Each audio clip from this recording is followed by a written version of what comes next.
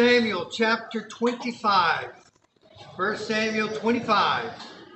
We'll call this the Beauty and the Beast. Beauty and the Beast. You know, when I look back at my life and I see all the people that God has strategically placed in my life. Can you turn that down just a little bit? How did that turn it up? Por favor, senor. Or bounce it off another wall. Yeah, it's going pretty good. We're in an echo chamber. Yeah. How's that? Here we go. Huh? Yeah, face it towards Bill. We're Bill. Then ours gonna be bad. How's that? There we go. That's better. So anyway, I look at the people that God has brought into my life, strategically placing them at the right place and the right time. Can you reflect? There was a guy when I first became a believer, I mentioned it before, Dave Fortune. That guy came alongside me at the right time. I had no friends. I put a "You Got a Friend in Jesus" license plate, disowned everybody on the back of my car, and Dave Fortune comes in, and he has about 5 or 6 of people my age, and just started discipling. Just started teaching us, what was the name of that study? Knowing God. And it was fantastic. And then he brought another person in my life, Gordon Johnson. And you look at the people that God brings in your life for encouragement, for discipleship, for strength, for wisdom. What you're going to see here in chapter 25 is just that. Look at the people that God is bringing alongside David to give him great wisdom and great insight, and even preventing him from doing a bonehead. Gary was telling me about the movie The Forge. The Forge. The Forge. Anybody else see it? The Forge. I heard it was really good, but it's all about discipleship. It's a movie, but it's really, really, really good. Yeah, you've got to have people in your life that can help you walk life. I think one of the greatest ministries in a church is your high school ministries. You know, your children's ministries. It's the most important thing, and I tell dads this. I said, look, make sure you're going to a church that's conducive for the growth of your family or your kids. Most of you guys are self-feeders. You don't really need to go to a church to look for ways to be fed. You need to look to going to churches to serve. Ways to feed. To feed others, to help others. And boy, I think one of the most important things for a high school kid is like-mindedness. People going in the same direction that they're going, and they're just going to get sucked into the void. And so what God does for David here at this point is he brings in a woman. He brings in Abigail. And this gal gives him such great wisdom and prevents him from doing a bonehead. So let me give you 7 points to the chapter, all beginning with M. And the first one I want to look at is mourning. Mourning. And what I want to ask you as we go through the text is, what is God trying to teach David? We're going to look at 3 major points at the end of this lesson, but the 3 main things that God is trying to teach David up to this point is to trust God's promises. God made him a promise. You're going to be king. And then he has to trust God's timing. Right? It's in his time. It's in his way, and then he has to trust God to take out his enemies. So he's got to trust God's promises. He has to trust in God's timing. And he has to trust God to take out his enemies. That's us. I think that's the hardest lessons that you and I have to learn. But write down number 1, mourning. Mourning. We are going to see the end of a great era. The end of a great era. Verse 1, chapter 25. What's it say? Now Samuel died, and all Israel assembled and mourned for him. And they buried him at his home in Ramah. So David now takes the place of Samuel in a sense to be a blessing to Israel. Samuel's been a blessing to Israel up to this point. Now David, the baton is passed in a sense. The bridge is burned, and now it's David. David has to be the blessing to the nation. The last judge of Israel dies. And now we will have a succession of kings over about a 400-year period. Write down number 2, point number 2, moving. We're going to see David move. Watch this, verses 2 and 3, moving. A certain man, well, they buried him at Ramah. Then David moved down into the desert of Maon, and a certain man in Maon who had property there at Carmel was very wealthy. He had 1,000 goats, 3,000 sheep, which he was shearing in Carmel. His name was Nabal. Literally, his name means fool. One of the questions I'm going to ask when I get to heaven is, were these people named after we saw what kind of people they were? Or were they named right out of the womb as a prophecy that this man was going to be a fool? Who names this kid fool? Right? Think about that. So I don't know if his name had a different meaning.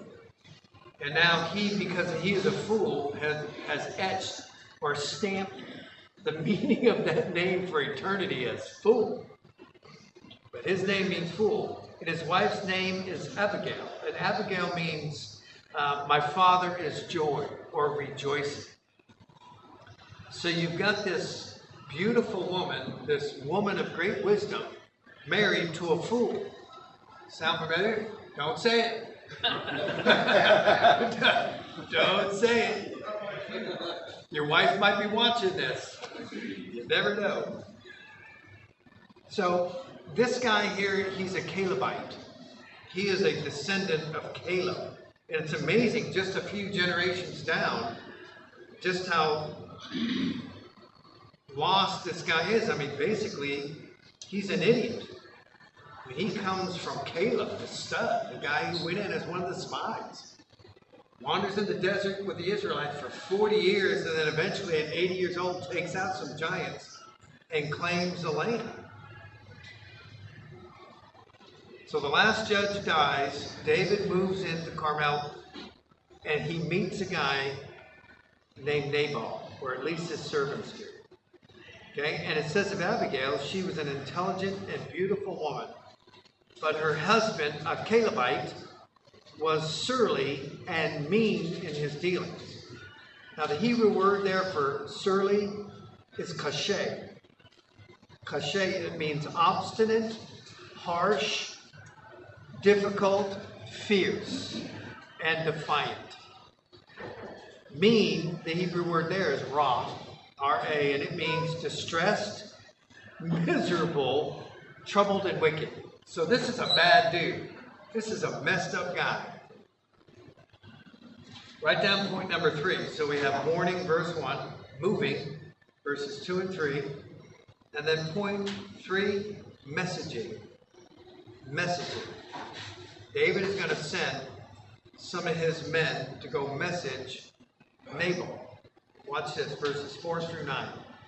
While David was in the desert, he heard that Nabal was shearing sheep. So he sent 10 young men and said to them, "Go up to Nabal at Carmel and greet him in my name. Say to him, 'Long life to you, good health to you and your household, and good health to all that is yours.'" So send blessings to his house. "Now I hear that it is sheep shearing time. When your shepherds were with us, we did not mistreat them, and the whole time they were at Carmel, nothing of theirs was missing. Ask your own servants, and they will tell you. Therefore, be favorable toward my young men, since we come at a festive time. Please give your servants and your son David whatever you can find for them." He puts himself underneath Nabal. By calling him his son, he makes himself inferior to Nabal, and Nabal superior to him. "Whatever you can find, give to them."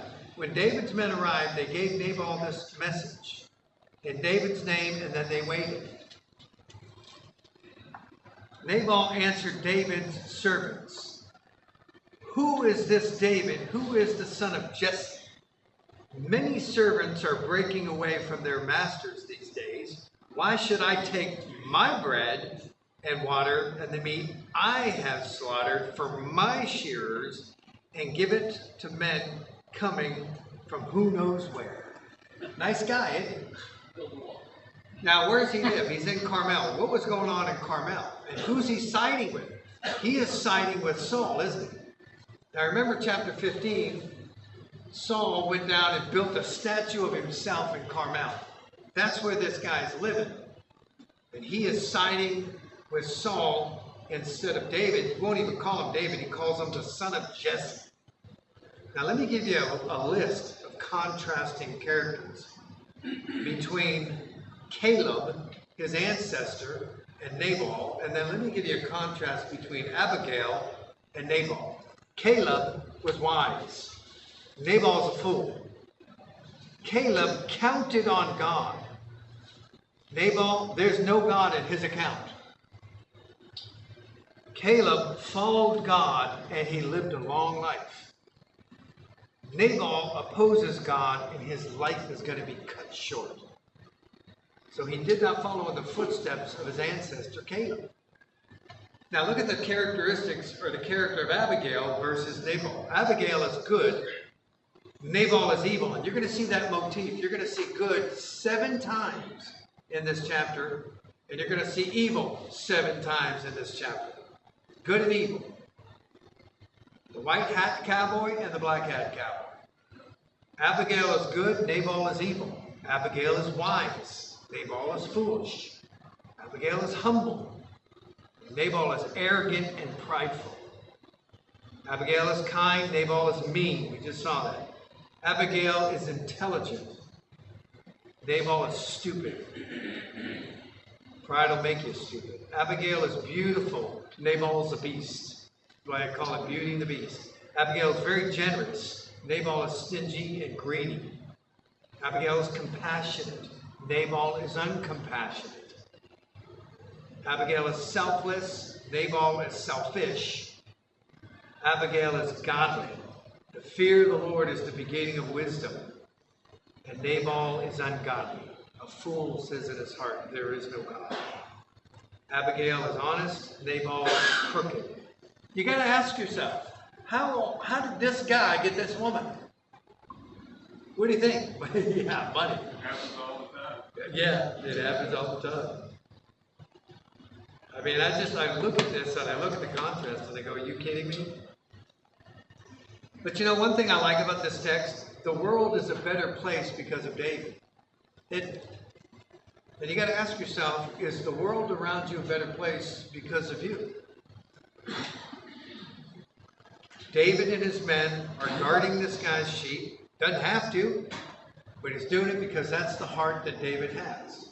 He's a compassionate man. He's giving. So ask yourself, in your work area or the places that you frequent, even in your own immediate family, is the world that you live in a better place because of you? Like Dorcas in the New Testament, everybody was crying because she had died and they were holding out all the cloth, all the things that she did was great. The world is a better place because of David. But look at Nabal. Won't even call him David. Many servants are breaking away from their masters. What's he saying? He's siding with Saul.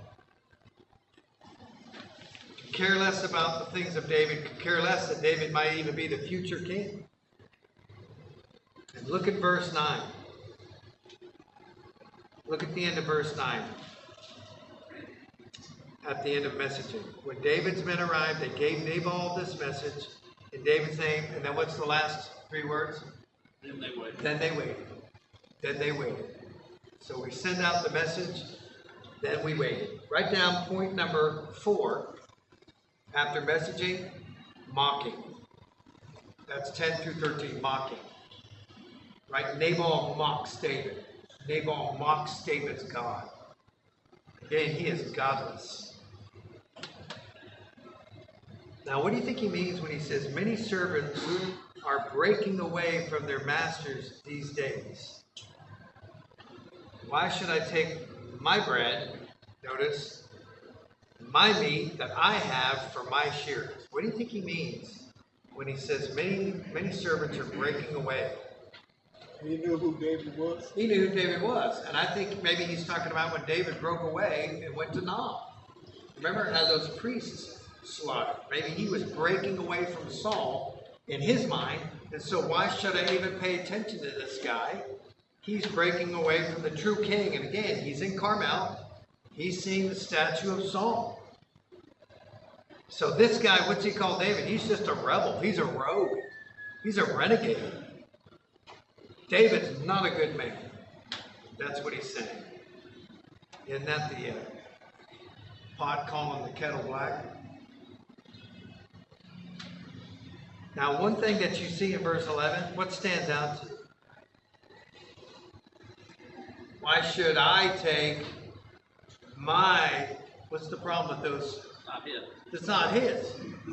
Who gave you the ability to produce all that wealth? Keep your finger there. Boy, that's what God said to Israel in Deuteronomy, I think it's 8. He said, when you go into the land, you're going to be reaping crops you didn't do anything for. It's going to be flourishing, and the temptation is going to be, look at this great wealth my hands have built. God says, you remember this. It is the Lord your God who gives you the ability to produce wealth. Go to Luke chapter 11. I want to show you something. Luke chapter 11. Familiar story that Jesus tells. Luke chapter 11.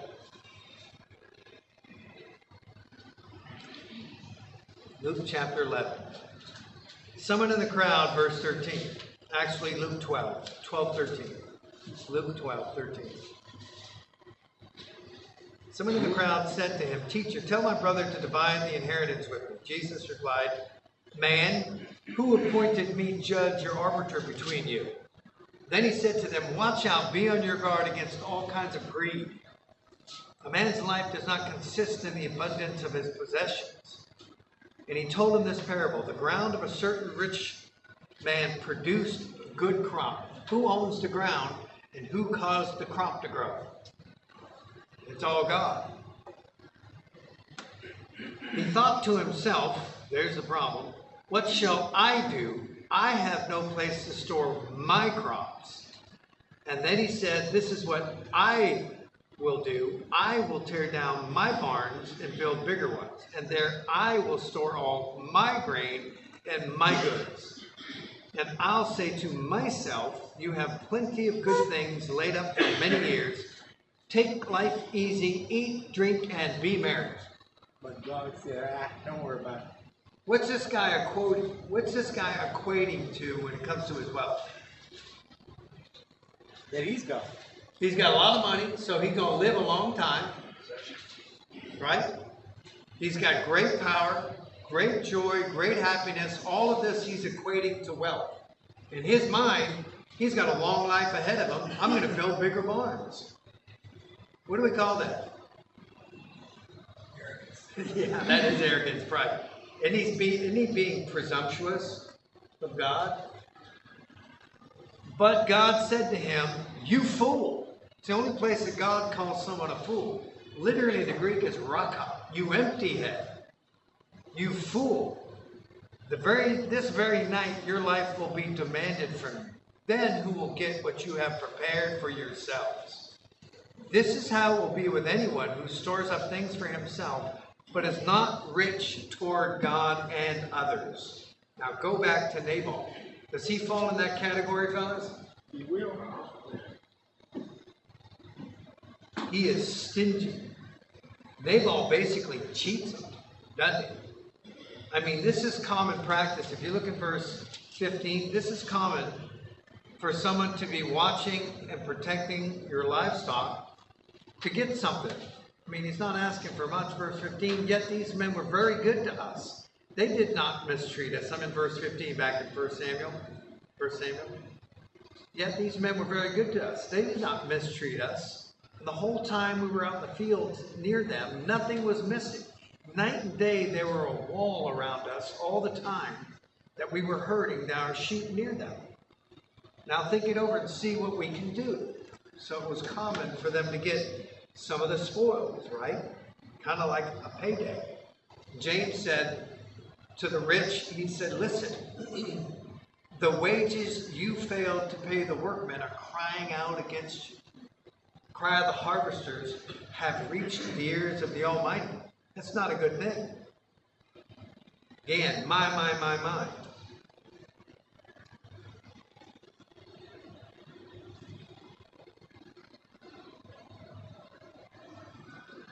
Verse 12. I'm just trying to get my notes here. David's men turned around and went back. When they arrived, they reported every word. David said to his men, "Strap it on, fellas. You're going to go take them out." And so they put on their swords, and David put on his. About 400 men went up with David, while 200 stayed with the supplies. Write down point number 5. So you know if you're watching this on a movie, it's not going to end well. This guy has rejected being selfish, helping out David and his men who helped him out and protected all of his livestock.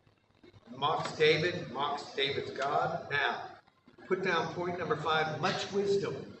This is the longest section, much wisdom, verses 14 through 31. 14 through 31, much wisdom.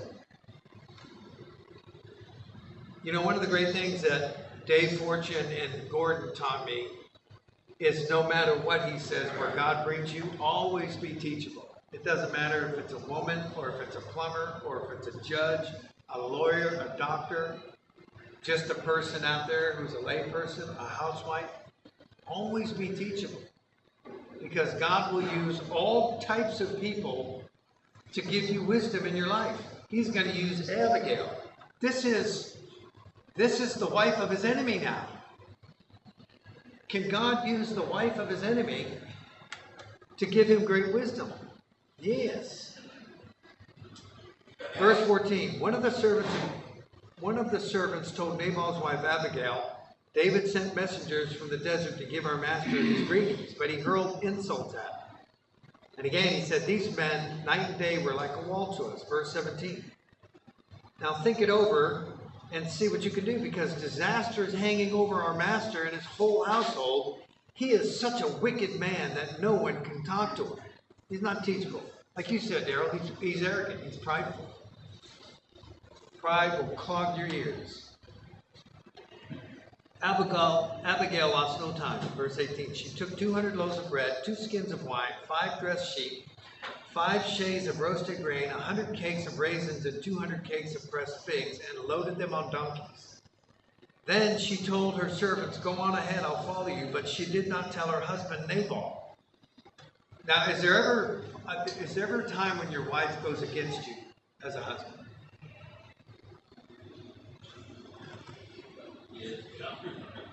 I don't know about yours. Oh, yeah. Yeah, mine does it all the time.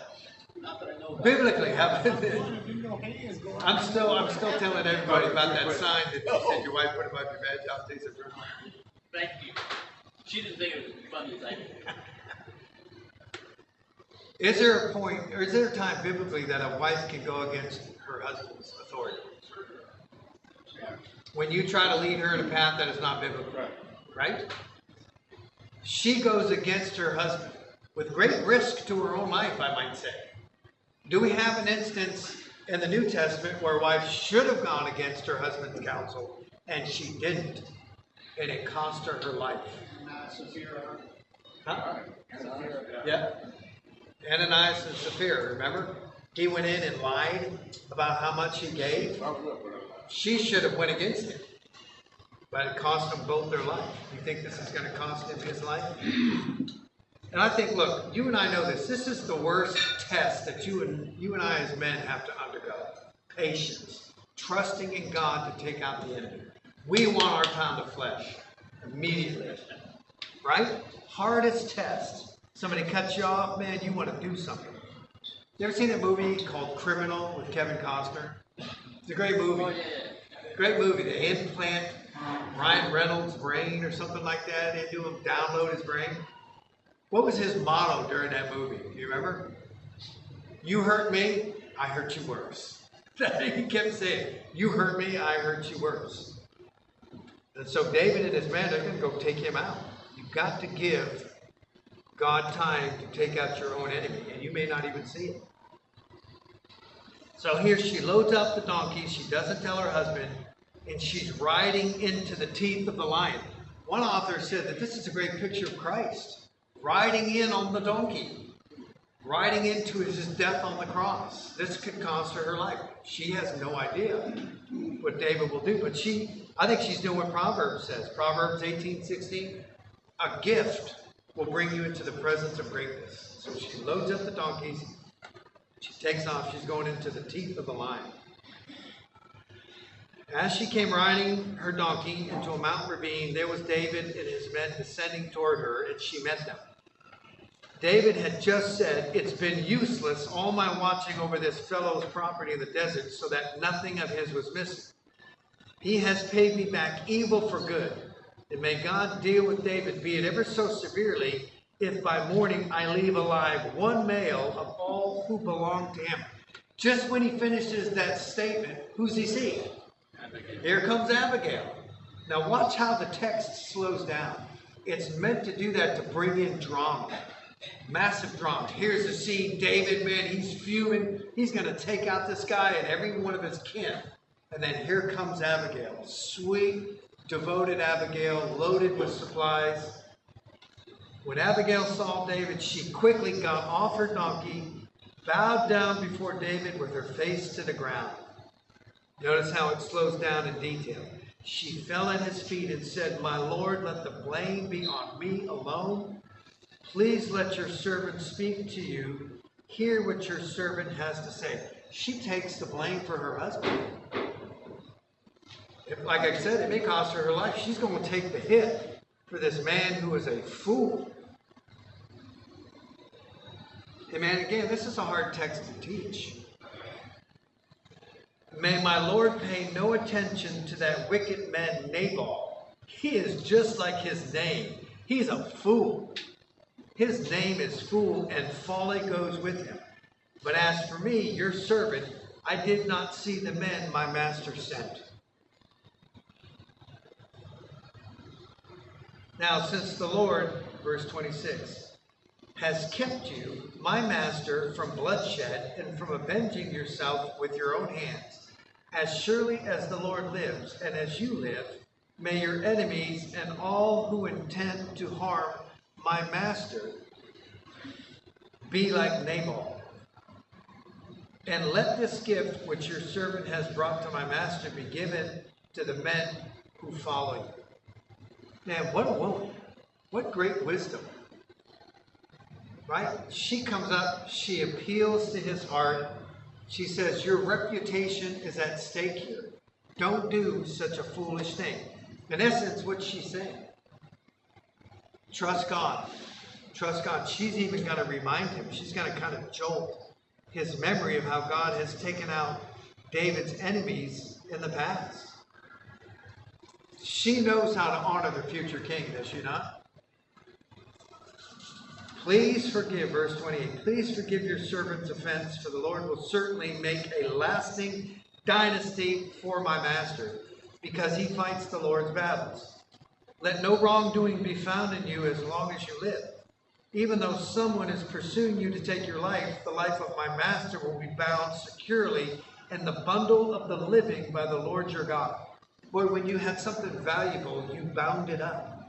What's she saying to David? You are valuable to God. Don't do this.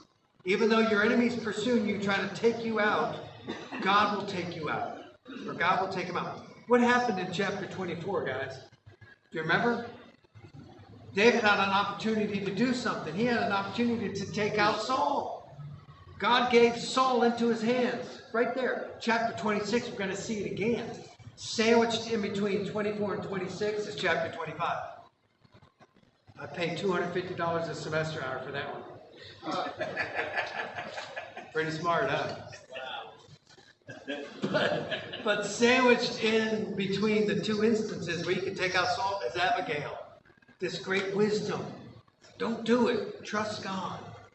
Your reputation is at stake. Do you want to become king with needless bloodshed in your legacy? For this, again, this is a wise woman.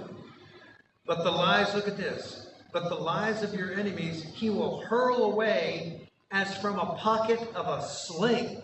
What's she reminding him of? Goliath. Goliath. Did God not take out Goliath? This massive enemy. Will he not take out Nabal or any of your other? You are God's prized possession. You are bundled up. He's going to take care of this. So you know what she's saying? David, you know this. You know this. He has taken care of you up to this point. He has provided for you. I know that God is a good God. He's a loving God. You just need to trust him. Man, again, look at how God brought Abigail in at the perfect time. Just when he finishes that statement, I'm going to take him out. And Abigail comes and just softens his heart. Verse 30, when the Lord has done for my master every good thing he promised concerning him, and has appointed him leader over Israel, my master will not have on his conscience the staggering burden of needless bloodshed or of having avenged himself. And when the Lord has brought my master success, remember your servant. What a stud woman. I tell my boy, marry an Abigail. Find you an Abigail, right? Or a Rebecca, a camel popper. Write down point number 6. Major protection, verses 32 through 35. Major protection. Much wisdom in verses 14 through 31. Point number 6, major protection, 32 through 35. Hey, Bernard. Yeah. One thing that's interesting is that you pointed out before in 23 is it kept saying, and David inquired of the Lord, and David inquired. This time, he just pops off, lets his anger take in, and the Lord has to work through Abigail to give him a chance not to make that mistake. Boy, great point. Do you hear what he said? And we've talked about this. Every time David inquires of the Lord, it goes well with him. Every time he straps it on, or he decides to do what he wants, or he thinks to himself, what happens? Disaster. But you've got to love God. You've got to love God who brings in Abigail, like you were saying, just to prevent him from doing something stupid. God is molding and shaping this man to be the greatest king in all of Israel. Just like God is molding and shaping every one of you men to be a great leader and a great godly man of the book for Christ. Every one of us, uniquely, fearfully, wonderfully made. Are you not wrapped up in a bundle with God? Are you not valuable to him? Absolutely. You're the treasure in the field that he went and sold everything he had to come and purchase. He purchased you and I with his blood. How valuable are you to him? A lot of times as we are doing stupid boneheads, God has to bring people in to snap this back to reality because we're not listening to him. Look for the Abigails. Look for the Jonathans in your life. Look for the Samuels and the prophet Gad. Look for those men and those women, those people that God brings in to give you much wisdom. Even James said, who is wise and understanding among you? Let him show it by his good life and deeds done in humility. Wisdom from above is pure, peace-loving, compassionate, sincere, impartial. The wisdom of the earth is foolishness. Major protection, verse 32. David said to Abigail, praise be to the Lord, the God of Israel, who has sent you today to meet me. That is a humble man. He could have said, woman, get out of my face. Thanks for the stuff. But get out of my way. I'm going to take him out. May you be blessed for your good judgment and for keeping me from bloodshed this day and from avenging myself with my own hands. Otherwise, as surely as the Lord, the God of Israel lives, who has kept me from harming you, if you had not come quickly to meet me, not one male belonging to Nabal would have been left alive by daybreak. Then David accepted from her hand what she had brought him and said, go in peace. I have heard your words and granted your requests. That is a smart man. Last point, number 7. I put it as Mrs. to maidservant. Mrs. to maidservant. She goes from being Mrs. Nabal, Mrs. Fool, to now the wife of the king. The maidservant of the king. Verses 36 through 44. Mrs. to maidservant? Yeah, Mrs. MRS to maidservant. Mrs. to maidservant. Verses 36 through 44. Will God deal with his enemy? If David is going to trust God, will God deal with him? Sure. When? We don't know. In his time and in his way. I mean, how many times you see in Scripture, vengeance is mine, save the Lord, I'll repay. Verse 36, when Abigail went to Nabal, he was in the house holding a banquet like that of a king. He was in high spirits and very drunk. And so she told him nothing until daybreak. Boy, isn't that a picture of a classic pagan? Partying, celebrating on the things that God has given him, drinking his wine, eating his food, breathing his air, not knowing that judgment is right around the corner, man. That's your classic pagan, partying away, mocking God, and judgment is right around the corner. You see that today. Verse 37, then in the morning when Nabal was sober, his wife told him all these things, and his heart failed him, and he became like a stone. God hit him with a stroke. He stroked him right there. About 10 days later, the Lord struck Nabal, and he died. What do you think that 10 days of him just being nerved out, what do you think that was for? Yeah, I think it was a good witness. You're right, Tony. I think it was like what? A witness. Tony said that's a good witness. So everybody could look around and say, this is what happens if you mock the God of David. This is what happens if you scorn what God has blessed you with. Just killed him dead. Now, I know you're probably thinking of some people in your mind that you wish God would do this to. But God will take out your enemy in his way, in his time. You may not see it or know anything about it. When David heard that Nabal was dead, he said, praise be to the Lord, who has upheld my cause against Nabal for treating me with contempt. He has kept his servant from doing wrong and has brought Nabal's wrongdoing down on his own head. What's he recognize about God? What's he say? Yes, God is in control. God took him out. I didn't have to do anything. Is God not teaching David?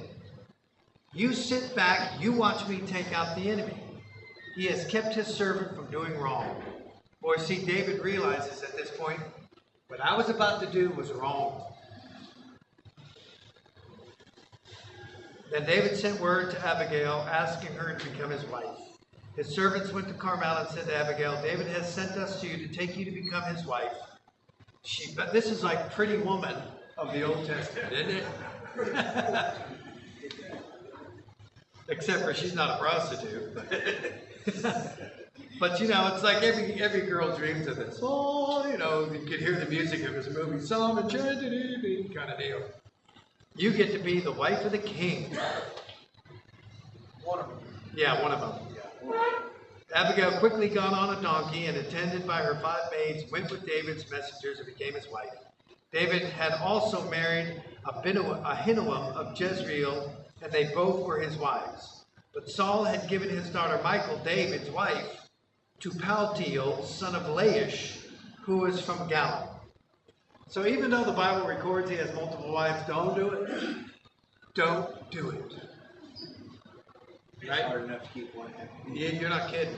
You know what Hey. Joe Biden said? Don't do it. Okay. That's why I was saying that. Don't do it. Let me ask you a question. Any of you fellas that are married, you want another wife? You want 2? One's good. Again, just because the Bible records it doesn't mean that God condones it. We got to be careful. You got to be careful. Isn't that a good text? Let me give you three take-homes, 3 principles from this text. This is one of those deals you can write on the inside of your Bible. These are 3 principles that we need, that God's teaching David and us. Number 1, you don't react. You respond biblically. You don't react. You respond biblically. We've talked about some of these. No knee-jerk. Did not David do a knee-jerk? You're right, Kevin. He didn't pray. He should have inquired of the Lord. What should I do about Nabal? But instead, he just did a knee-jerk. Come on, take him out. Write down Proverbs 17:9. Proverbs 17:9. He covers over an offense, promotes love. He who covers over an offense promotes love. That's Proverbs 17:9. Also write down Proverbs 19:11. Proverbs 19:11. A man's wisdom gives him patience. It is to his glory to overlook an offense. That's a great verse. Proverbs 19:11. A man's wisdom gives him patience. It is to his glory to overlook an offense. You gotta leave your faith in God's hand. Number 2 was what again, please? What's that? What was number 2 again? The proverb? No, number 2 principle. I haven't done number 2 principle yet. Oh, Just okay. number 1. I'm just giving you verses. Don't react, respond. Okay. No knee jerk. I'm just giving you some verses to back it up. 1 Peter 3:9. 1 Peter 3:9. Do not repay evil with evil or insult with insult. On the contrary, repay evil with blessing, because to this you are called, so you may inherit a blessing. God's got your back. That's 1 Peter 3:9. So leave your faith in God's hand. I hate this test. I hate it.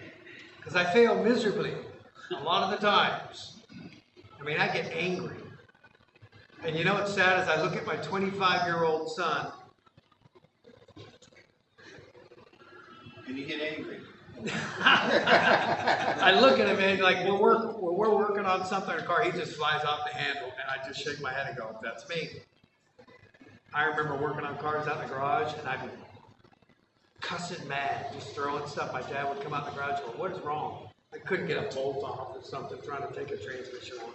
I'm looking at my son, there it is, just flying off the handle. Principle number 2. Principle number 2, you've got to trust God to fight the battles. Trust God to fight your battles.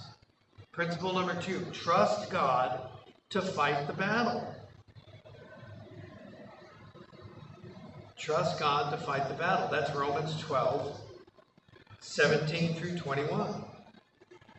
Romans 12, 17 through 21. Do not say, "I'll pay you back for this wrong." Wait for the Lord. He will deliver you. That's Proverbs 20:22. Write down Proverbs 20:22. Wait for the Lord, he will deliver you. So Romans 12, heap burning coals on a person's head. Pay him back good for the evil. I mean, think about this. Nabal escaped David's vengeance only to fall into the hands of God. It is a fearful thing to fall into the hands of an angry God. Hebrews 10:31. So he escaped the sword of David and his men only to fall into the hands of God. Did I tell you that story about frying pan into the fire? that? Yeah, from the fire pan. Yeah, I know I told you the story about that guy at Subway, didn't I? Yep. Yeah, that's a good story. The guy was in line talking. I'll tell you again for those who didn't hear it. The guy's in line at Subway. I'm with my mom, my wife. We're ordering. He's coming behind me. I'm trying to place my order. He's on his phone, really not. And the gal can't even hear me give my order. And so I just turned to the guy and said, "Hey, why don't you go over there and talk on the phone over there? Because we're trying to order here." He looks at me and starts yelling at me, literally. "I'm from New York. I'm from New York." I said, "I don't care where you're from. You're being rude. Go stand over there." "I'm going to call the cops." I said, "Go ahead." So I get my sandwich. I sit down with my wife. He goes and sits at the back of the restaurant. He calls the cops. The cops come in. They take me outside, talk to me. I tell him my story. He goes and he talks to the two gals behind the counter. They give their story. Then he goes, takes the guy, and brings him out front. I'm sitting there and I'm watching it. He's in the storefront. He's talking away. All of a sudden I see them turn that guy around, bend him over the cuff him, and take him off.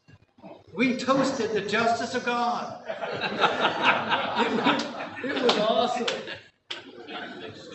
You can't fix stupid. I don't know if I wish I could have heard the conversation. I was wondering if he was telling the cops, "I'm from New York." But you're in Texas now, boy. But you got this warrant. Yeah. I'll tell you another great story. A gal was on a plane. She was getting on the plane, and there was a guy sitting in her seat. There was nobody in the middle seat, and the guy just wanted to sit in the seat. You know, in an Armani suit. You know, obviously the guy had some wealth. And he would move. She said, "I'm sorry, sir, but that's my seat." "Well, too bad, I'm not moving." She calls the flight attendant. The flight attendant comes over. The guy's belligerent. He won't move. And she says, "Look, why don't you go take that seat back there? We need to pull away from the gate. We're already late." Whatever. So she goes and takes the seat. Before they shut the door, here comes this gal with a little kid. She sits right in that seat in the middle. And that kid is just chattering away, and everybody's just laughing because this guy was just rude. And so the plane takes off. After about 10 minutes, all of a sudden that kid's chattering ceased. It got real quiet. That's not a good thing. All of a sudden that kid got sick and threw up red Kool-Aid all over that guy's Armani suit. All up and down, man, and people were holding back the laughs. The plane landed, the flight attendant signaled for that gal to stick around after the plane unloads. So everybody gets off, she sticks around, the flight attendant comes up with a bottle of champagne and 2 glasses, and they toasted to justice. They gotta wait on God. Those moments are great. I'm sorry. I mean, I can't, even my wife got on me the other day. We were in an intersection. I had a green arrow to turn right. And it's a good thing I looked because this guy comes ripping through the intersection. If I would have stopped, he would hit us. And so we pull out and coming behind me, we're like, and pulled that guy over. I'm high-fiving. I'm hooping and hollering. My wife is saying, "Don't gloat." Oh, I said, "No, I'm gloating." That was priceless. Oh man, it was good. You just go, where are the cops when you need one? I don't even know where he was, but he got that guy. Number 3. I told you that's the worst test. I'm not very good. Point number 3. So number 1, don't react, respond. Don't be jerk. Number 2, trust God to fight the battle. He'll show up. He'll show up. Number 3, the faithful get lucky. The faithful get blessed. The faithful get blessed. Did not Abigail get blessed? Listen, you do what you're supposed to do no matter how hard it is, and you'll be blessed. And you think about it, when you do evil, it's easy to do evil. But when it comes back, when it boomerangs on you, it feels bad. And it's hard to do good, but when it boomerangs back around, it's good, right? The faithful get blessed, or the faithful get lucky. Write down this verse, Jeremiah 32:19. Jeremiah 32:19. Great are his purposes, mighty are his deeds. His eyes are open to all the ways of men, and he rewards everyone according to their conduct and as their deeds deserve. Isn't that a good verse? He sees, he knows what's going on. No matter how much somebody might come at you with injustice, God will see your good deeds. Also, Psalm 84:11, good verse, 84:11. For the Lord God is a sun and shield. The Lord bestows favor and honor. No good thing does he withhold from those whose walk is blameless. Remember we talked about poise? Remember we talked about how David in times when he does what he's supposed to, he has poise. He strikes a pose. He goes by internal principles instead of external pressures. Question, in this case, did David make a choice according to internal principles or external pressures? What did he do, Kevin? Did he make a choice by external pressure or external pressure? Come on, man, let's go take him out. Strap it on. Internal principle. Again, God brings Abigail, reminds him of how God has delivered him Would that from not the be giant. external pressure also? Huh? Would that not also be external pressure? What's that? Abigail. I think But it's she aligned with his internal. yeah. What she did was remind him of an internal. But it was external pressure. So it's really kind of both. Yeah, Initially, it was external pressure. Right. Ultimately, it was internal. I'll take it. I got no complaints with that. But again, why did God have to exert external pressure on him to remind him of his internal principles? Because he did a bonehead. Yes. We do that. We forget. I mean, sometimes we do things, we lose our Christianity. Well, think of how bad his intent was. It wasn't just to kill Nabal. You're going to kill everybody. Yeah. He was wound up. He was wound up, yeah. Strap it on. That's a great point. Isn't that a good text? He fed all of them. Yeah. That's a good text. Now come on in and whoop all y'all. Easy to teach, hard to do, fellas. Easy to teach, hard to do. Yep. But Art, this is a moment when Steve Garwood said, "That's why I teach only men." Right. Because if there are women in here, and I know some, my daughter is one, who would say, "That's an example of what I keep saying, Dad. It's so sexist. Why should I believe a book that was only written by men, particularly when they act totally in a sexist, patriarchal way? Why does David think that just because he didn't kill all these men and she, obeyed mercy, why does he expect it just instantly because he says, I want you as my wife, she's going to accept it? Why do you know? What's that all about? Yep, and you're right. Out of 6 Bible studies I teach during the week, I only teach 1 co-ed. All men. And I get it. Well, because of the mindset today, even from external pressures, you see Bible publications changing how they translate the scripture. Humankind instead of man. You know, if we were in, and I've taught this in mixed company, and the gals perk up and say, see how superior the woman is here? It's not the point. Right? It's not the point. How was a woman created and for what purpose? How was the man created and for what purpose? Look at the roles, right? Look at the roles. What we've done in this country is we've come out of our roles because of that chaos. Now the message for another day. Art, why don't you pray us out, my friend? Father, we thank you yet again for your son.